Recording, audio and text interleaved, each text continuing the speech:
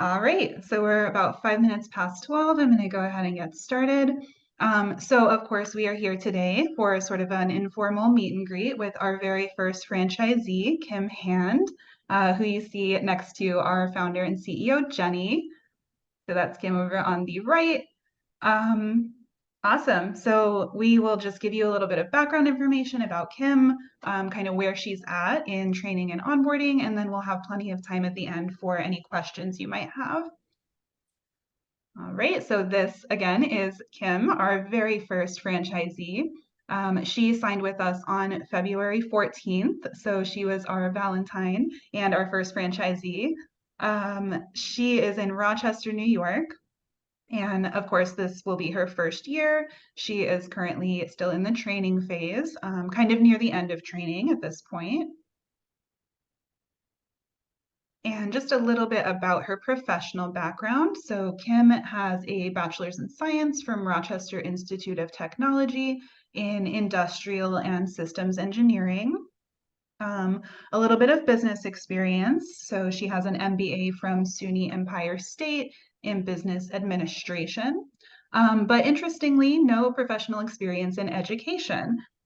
So, we want people to know that you don't necessarily need to have an engineering background. You don't necessarily need to have a background in education.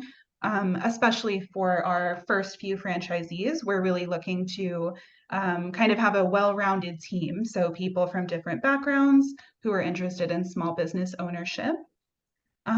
So Kim, you obviously spent a lot of time educating yourself, right? But you don't have that experience in the education industry. So one of the questions we had for you was what really inspired you to pursue this? Either small business ownership or the education industry specifically.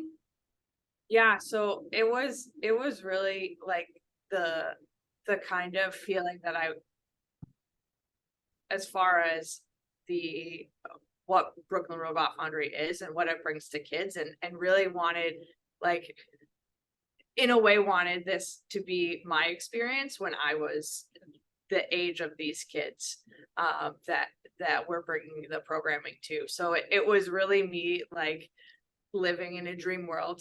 Like, if I could do anything over again, what would I want to do? And I would want to be involved in the classes and the types of things that are going on here. And as far as small business ownership, I think it's just like this pie in the sky to some people. Like, it's really it's really what they strive for. And I think the time of my life that I'm in, I think it just made sense to kind of break free from the normal everyday life and kind of work for myself. So yeah. Awesome. Great, thank you. All right, so let's see. So a little bit more about Kim's family and her interests. So Kim's immediate family consists of her husband, Kevin, their almost 1-year-old baby, Zach, and this lovely, adorable dog, Ranger.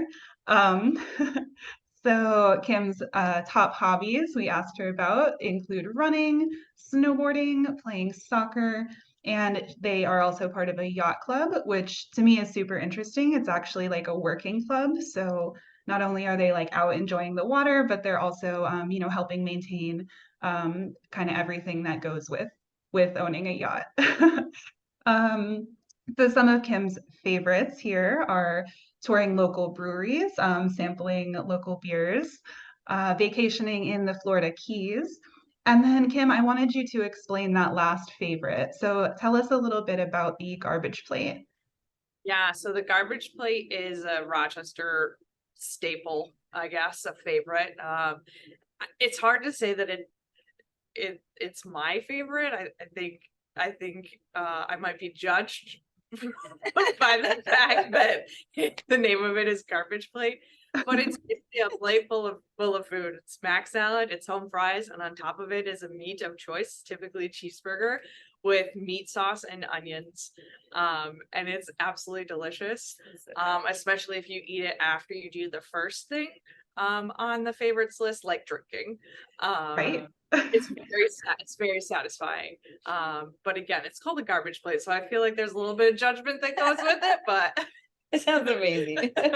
No, yeah, no judgment here. And it's it represents Rochester. So that's kind of what franchising is all about, right? Is kind of representing our brand in with, local favorites, local representation. Um, and so we had a question that came in that I thought kind of fit in here. And that is, what was the reaction of your friends and family kind of when you told them that you had signed or that you plan to open a small business?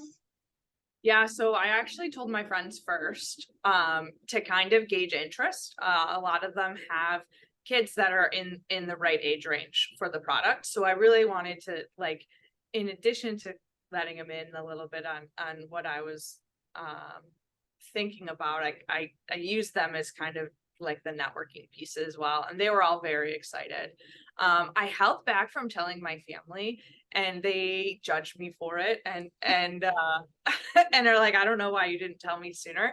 But for them, I really wanted to be able to provide them all of the answers when they started asking questions, because I knew they would be interested, but I didn't want them to I wanted to be able to show them that I kind of was taking it seriously, and that I had the answers, and a lot of the questions that I anticipated them asking, I wanted to ask first, and build that level of confidence, especially leaving your full-time job and coming to do something like this. It's a scary jump to make, and I just wanted to make sure that they felt like I had done the homework before I was like, oh, and by the way, I'm not going to work tomorrow. I'm working myself. But my husband was on board the whole time. He thought I was a little cuckoo in the beginning. And then he really started, like, once he really started engaging, and I started engaging with him more, and he started engaging with the team here in Brooklyn. I think it just felt good. It just felt good, and it still feels good to everybody in my circle. So, yeah. That's awesome. Yeah, it's super important to have the supportive friends and family for something like this. Like you said, it's a little scary, but that support network is, what makes it manageable, I think. All right. So before we open it up to questions, I just wanted to give everyone kind of an overview of where Kim's at now with the onboarding and training process. So you can see we've got a few fun, colorful pie charts here showing kind of her progress, right? So with robot training, Kim is 100% trained up on our robots and how to build them herself, how to teach them. So let me see here, like grand opening, for example. Grand opening is one of the things we save toward the end of training.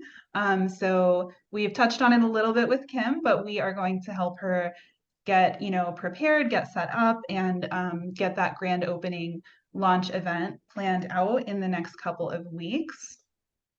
And so, Kim, just one last question from me before we open it up is, what has been your favorite part, or I guess the most interesting part of training so far?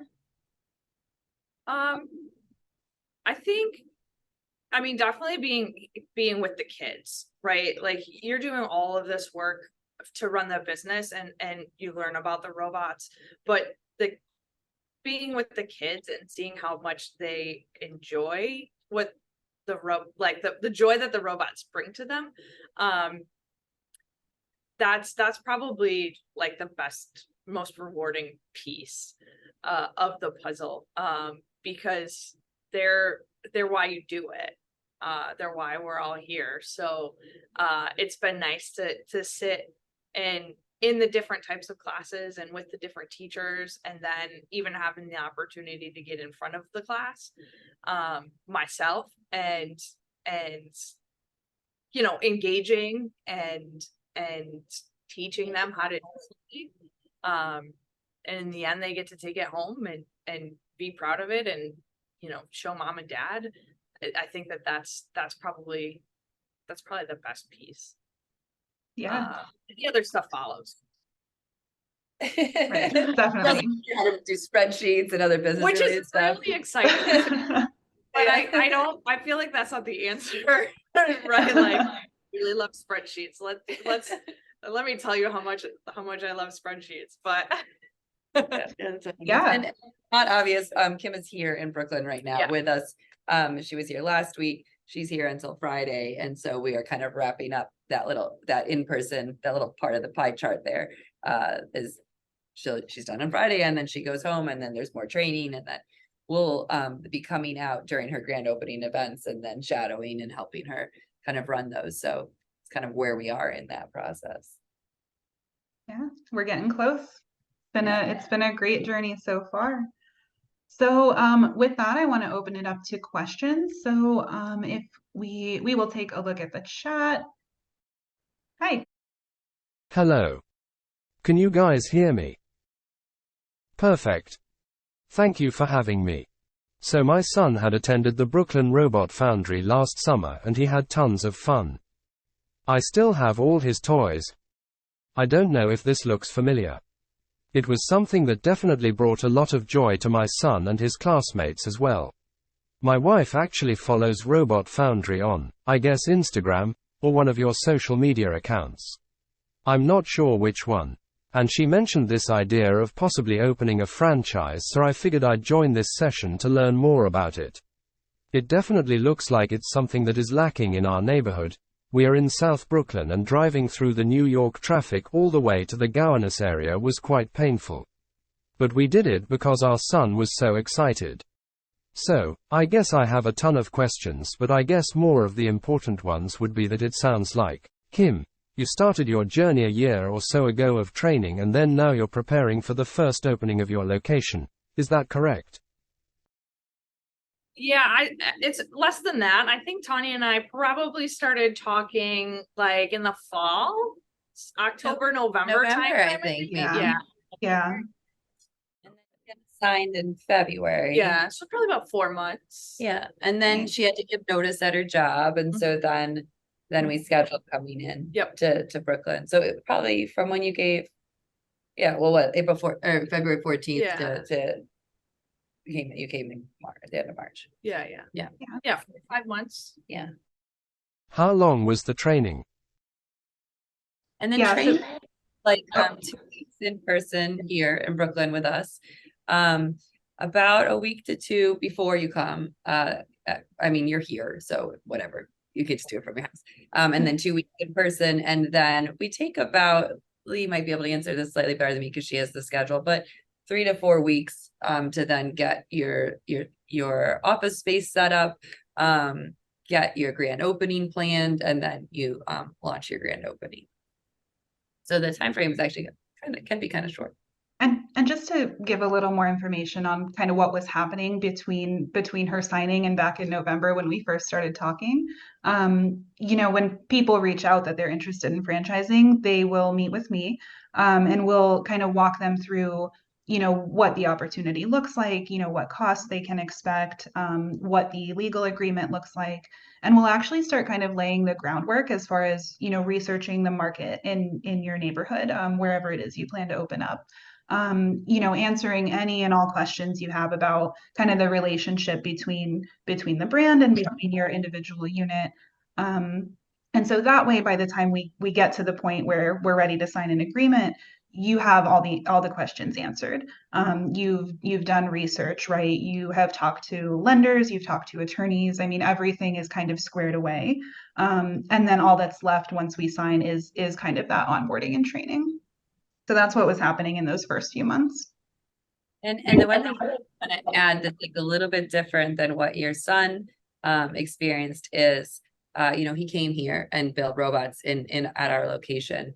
The business model that we're franchising is actually a mobile business model. So Kim will have an office space like where we are right now. We're in a Brooklyn space right now where you will store your inventory, where you'll meet with your teams, where you'll store this rolly cart system to take out to community centers and schools and things, but you won't have that physical space like what we have in Brooklyn. And the reason behind that is because it's expensive and there's a whole lot of overhead to having that physical space.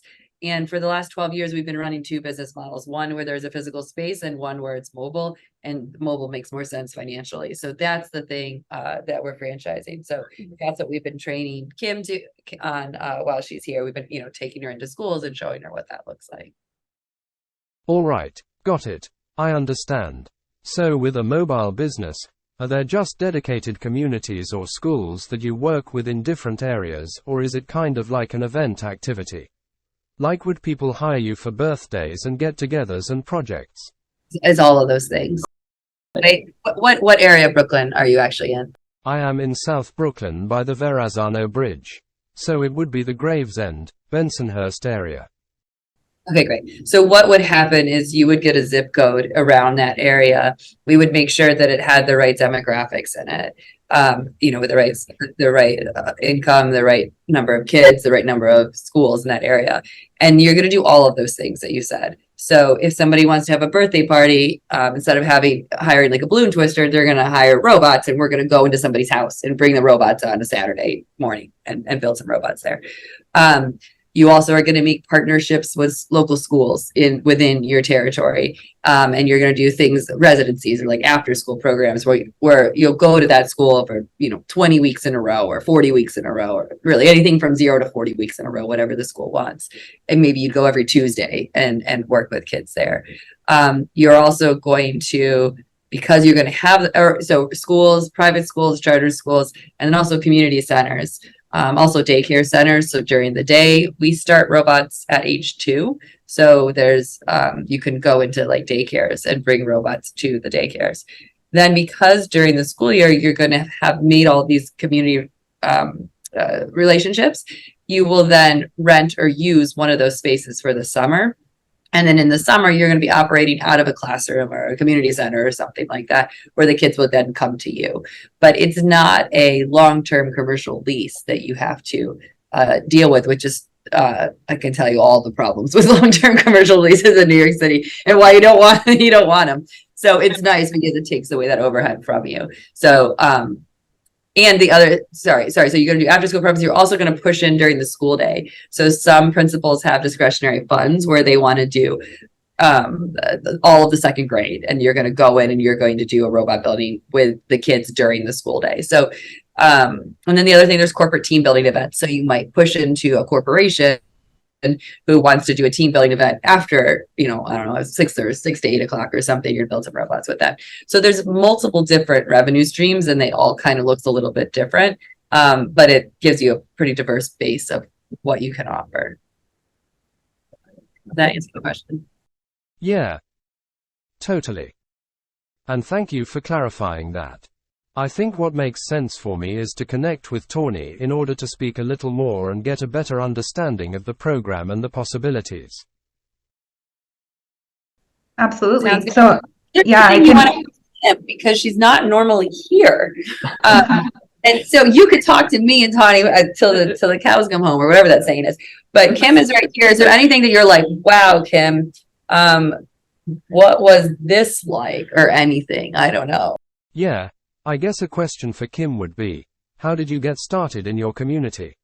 How much did you need to lean on the Brooklyn Robot Foundry to assist you in getting started? For context, my background is in software engineering, so I know nothing about starting a small business or connecting with mom groups, and with me being a guy, to be honest, it is a little harder too. So I'm just curious, like when you're getting started and trying to figure out schools, trying to figure out legalities, how much did you have to lean on Brooklyn Robot Foundry? So I still have to build a lot of my network, to be totally honest. But during the process that we went through over the past, really actually before signing, a lot of the documentation that was presented to me from the team in Brooklyn was like that market analysis stuff that Tanya was talking about. So we talked specifically about like what in the area I knew from a community center standpoint or a school standpoint, or whatever that I knew right off the bat that would be good targets. And then then I kind of on my own did a little bit of like just reaching out, like, if this comes to Rochester, if this comes to the area, is it something that you guys would be interested in? And I learned more about a community center specifically because I'm going into summer. So my grand opening will be before the summer. So they're the ones that are going to be looking for programming. So I talked to them and just kind of reached out and said, are you interested in this? And really that's kind of how I started. And like I said, I'm still growing my network for sure. And will continue to. But there's also some, you'd be surprised, because I was very surprised. Even just talking to the small team at Foundry, I got connected with someone in the Rochester area that was totally shocking to all of us. Yeah, she knew everything. Yeah, and she really was able, just through a couple of conversations, to kind of point me in certain directions. She wasn't able to say like, oh yeah, do this, they'll sign with you tomorrow, right? But she was able to help start that network piece for me. To say, oh yeah, look at the JCC, look at this organization who writes grants for city school districts, or that, and just kind of just enough so I could jot it down on a piece of paper and go back to it later and then really dig in. So, I mean, for you being in Brooklyn, it's you probably would have the same type of experience, right? Where I wouldn't be surprised if, there was a connection point to kind of help you build that network. Well, and one of the things you'll get from being in Brooklyn, if you want the territory around your space, is we will give you all the customers we've ever had who are in your zip codes, because we know everybody's zip code. And we've done partnerships with schools actually in that area. So like we have kind of made pretend territories just to get a feel for how we would splice up the boroughs, so that we kind of just know what we're looking for. It can be adjusted depending on kind of where you are, but we made up some ideas. And the area where you are is actually one of the ones that we are targeting, because it's a really good area and we have a lot of customers that come up here and they drive their kids up for summer, like what you did. And they would be much happier if they can just go right in their neighborhood. So we would give you all of that. And since we've been in New York City for 12 years, we have a lot of connections and we already have a reputation. So Kim has it a little bit harder because Rochester doesn't know us. The people who take the territories in New York City, it's going to be an easier lift. Like maybe the territory in Staten Island is going to be a little bit harder because they wouldn't necessarily have heard of, they don't come over as much. But your area, there's a lot of people already that we know. And we just hand you those accounts. Any final thoughts, Kim or Jenny, before we sign off? I think so. Thanks for listening about me. I think the only thing I want to say is that we do have this idea of the first 5 franchises we're calling our founding franchises. And we are looking for, Tani kind of alluded to this at the beginning, but we're looking for people with different backgrounds and different strengths. We have an individual that looks like they're going to take our Upper East Side territory, and she's like amazing in marketing. And has a lot of education connections, but doesn't have as strong of a business background. And Kim has a really strong business background. And so we're really looking for individuals with different experiences, so that we're hoping that people can start relatively at the same time, so we can kind of be like this cohort of 5 founding franchises that are going to kind of grow up together and learn from each other, and kind of tweak our systems and our processes. We've been doing it for 12 years. We know a lot, but we haven't necessarily been in all the territories that we are awarding. And so we know that things will have to be tweaked and changed. And we're looking for individuals that want to give us that feedback and kind of want to grow the brand and make it really strong. So the fact that you don't have the connections and education, it doesn't matter, because, we have a lot of those backgrounds. And the fact that you have a software engineering background, that's great. That's like a different skill set than some of the other individuals that we're looking at. So that could be a really good fit. That was the only thing I wanted to add. Awesome. Well, thank you so much. For those of you who might be watching this recording at some point in the next few days or couple of weeks, if you have any questions for me, you can always reach out to me, ask questions, set up a meeting to find out more. So again, Kim, thank you so much for being our guest star, and you will hear from us soon. Bye. All right, goodbye. Bye.